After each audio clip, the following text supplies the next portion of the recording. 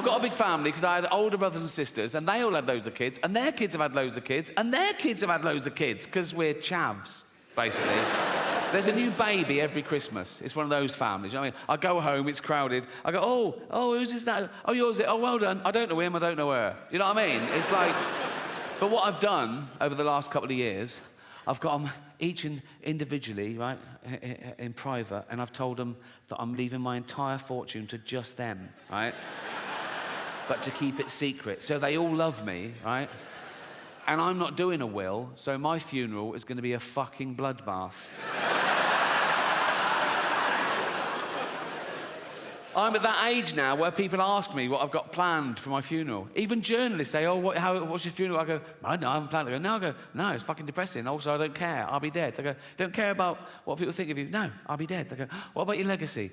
Fuck my legacy. You can't plan your legacy. I think of all these people who died thinking they'd be loved forever, eminent people going, there is a statue of me in the town square. And now they're pulling down the statues, aren't they? Going, pull down this fucking statue. Why? He was a slave trader. Pull down the fucking statue. He built the hospital. Should we pull that down? No, leave the hospital. Leave the hospital. Just pull down the fucking statue.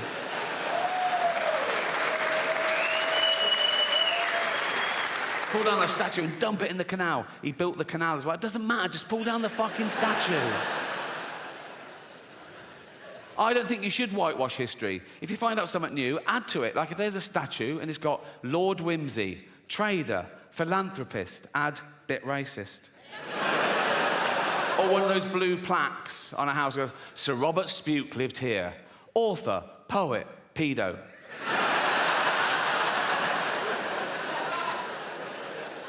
I think we live too long. That's why we have time to worry about all this. We're not meant to live this long.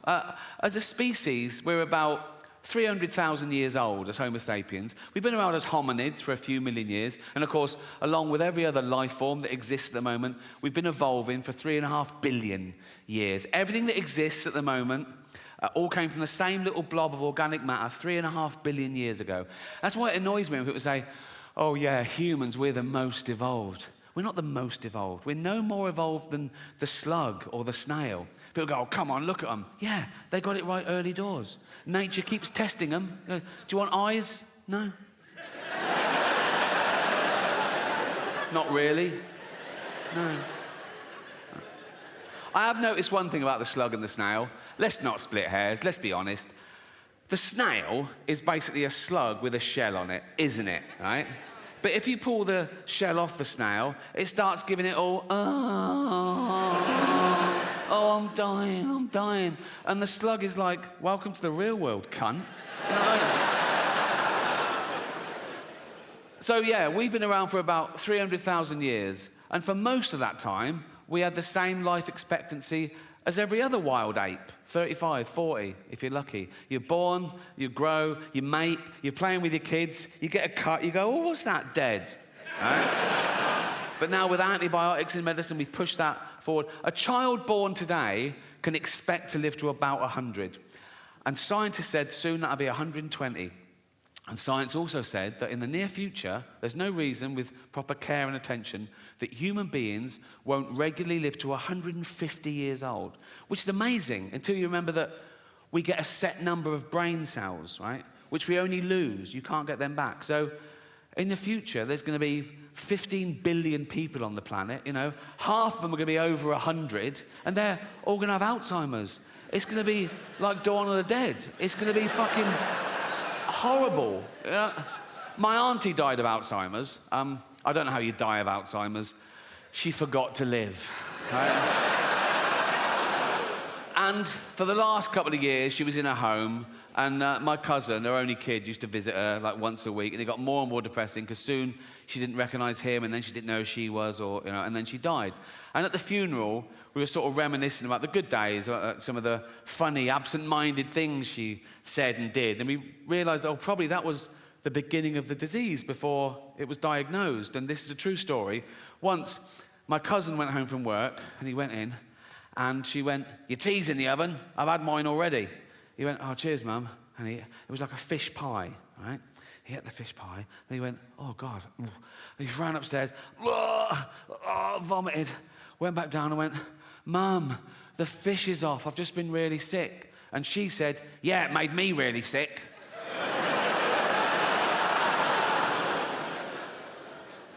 I've been looking into infant mortality rates recently. For research, it's not a fucking fetish. Like, a child born today in the UK has a percentage chance of survival of 99.8%, which is incredible. I thought, is that just the mollycoddled West? And I was putting in third world countries. And even in Africa, it's like 96.5%. In the wilds of Africa, where everything wants to fucking eat a newborn baby, babies are vulnerable enough, aren't they? In Africa, a baby can be born in a mud hut. There's a lion outside. It's covered in blood because they can't wash it. They've got no water. Oh, and it's already got AIDS. Now, by the time that joke goes on Netflix, it'll be nuanced. There'll be an underlying satirical point, I'll claim. But until then, all I've got is, baby's got AIDS. I know that it's funny. I just have to work out why. Leave it with me. Leave it with me. Also, by the time that goes on Netflix, I'd have been playing arenas around the world. It'll be hitting hard, people will be laughing. So if you are an African woman and you just had a baby in Africa, and the doctor goes, oh, I'm sorry, your baby's got AIDS. You go, oh my God, you're there. You know, a little baby's got, you're there with your husband, and you go, oh, our baby's got AIDS, Jeff. Jeff.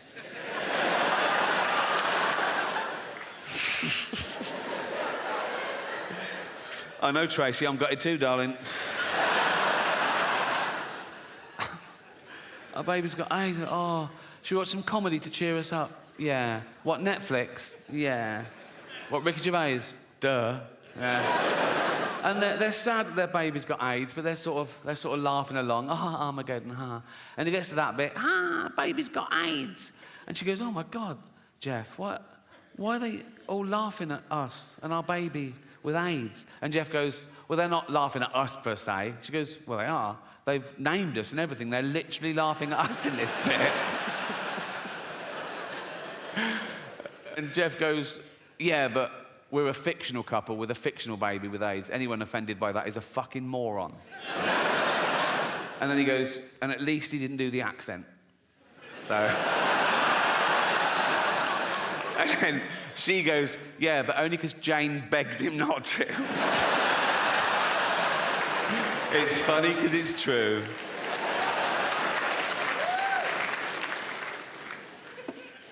I think we get our sense of humour from our parents, whether we realise it or not, particularly working class kids, particularly from working class mums, because they're busy, they're doing everything. They're keeping men in check, they're bringing up kids, they're going to work, they're saving the world. They haven't got time. They have to frighten their kids into behaving well. They have to go to dark places to shock them into not fucking dying. Do you know what I mean? So, like, if I was little and my mum made my tea, and it wasn't my favourite, it was boiled potatoes instead of chips every day, and I went, I don't like them, my mum would go straight to, of course you do. There's children your age in Africa and they're starving to death, right? And I go, Jesus, all right. You know what I mean?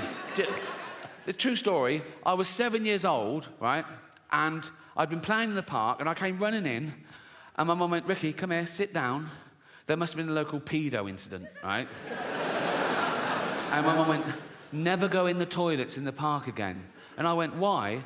She knew she couldn't explain paedophilia to a 7-year-old, right? But this is what she came up with. She said, because there's a man going round and he's cutting little boys' willies off. I was like, what? That's a fucking thing, is it? I didn't sleep for a week. And it worked. I never went in those fucking toilets again. But she knew instinctively. If she'd have gone, Ricky, come in, sit down. What's the matter? Never go in the toilets again. Why not? There's a paedophile. What's a paedophile? Oh, he's a man who gives you sweets and puppies. Bring it on, you know. At 7 years old, I'd wank off anyone for a puppy. I'd be like that, wouldn't it? Be like that.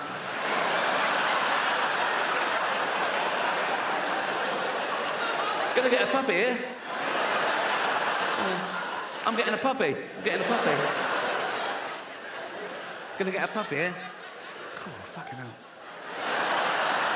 Oh, I I cannot do it left-handed at all. Fucking hell, come on. Have you been drinking? Oh, Jesus Christ. Come on. Fucking hell. Oh.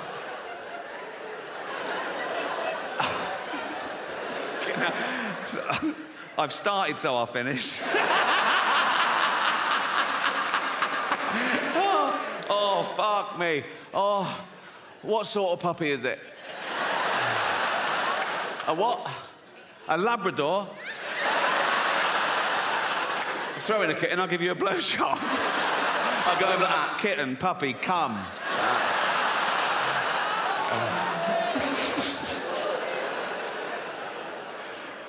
Oh, I miss the local pedo. Don't you? There was always one, wasn't there? Outside the school, you'd be with your mum and she'd go, look, there's a paedophile. Because he had the uniform of the pedo. You know what I mean? You could spot, old bloke, bald on top, long down the side, like that. And I'll go, that's a dirty pedo. Say hello, hello, hello, like that. Dirty, look, that's what a fucking pedo looks like. Dirty fucking paedophile, right? That's what they look. If he touches you, we'll burn his house down. It was a good system, you know what I mean? But then Michael Jackson comes along and he breaks the mould, doesn't he? Because he's not an ugly bloke outside the school. I'm not saying Michael Jackson definitely was a paedophile. No one knows, only Michael and all those people he paid off. All I'm saying is that kids loved Michael. Kids loved Michael just to look at him, like a little Disney cartoon, wasn't he? And then his voice, hello, you know, that... Oh, Michael Jackson go up to any kid he wanted. Probably not like that, didn't he? Probably like that. That's another thing. Kids would go, there's Michael Jackson, but he's going away from us. He wasn't. He was going towards them. But people don't care, because he's so good. Right? He's so good. He's so popular as well. I think if he'd have lived to stand trial, he'd have beaten the rap, because everyone loves him. And he'd be so vulnerable in court as well, wouldn't he? He'd be there like that. And the judge would go, Michael, did you fiddle all those kids? And he'd go, hee. Judge would go, cased it, get out of here, you scam. Go on. I promised you more about China, and this is an amazing statistic, okay? This is true, look it up, right? In China, there are 10 million Chinese paedophiles. 10 million Chinese paedophiles in China, and there's not enough kids. Because they've been restricting the birth. There's all these poor pedos, and they're going, where's all the fucking kids? Like, you know... Fuck me, we're having to double up here, and I just thought of a joke then, I can't do it. It is actually too offensive. Okay, all right, I'll do it. But remember, you can't choose your own thoughts, okay? And I just had this thought, right? Chinese paedophile goes up to a little Chinese kid, and he goes, do you want a puppy? And the kid goes, I'm not hungry.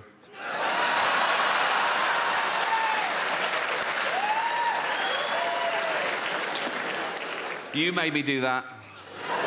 You committed the hate crime. I'm woke, I forgot. Let me get back on track, right.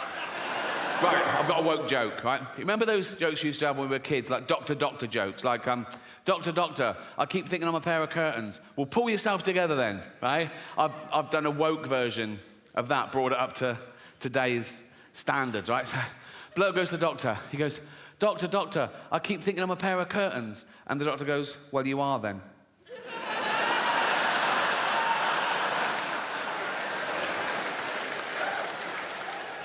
Good in that, innit?